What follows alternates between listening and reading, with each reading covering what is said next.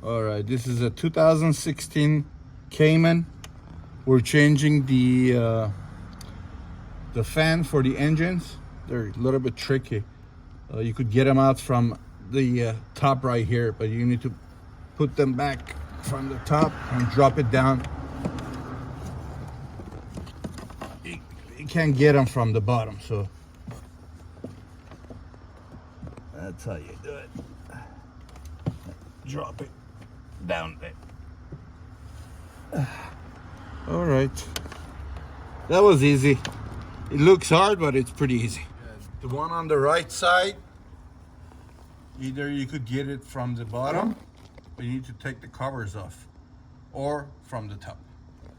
Basically, you gotta take the bottom cover off, which is this one, and then the left fan is right there. You snap it out, snaps in and snaps out. But the right side, it is right here. You could get it out from the bottom or the top, it doesn't matter. That's how you take it out.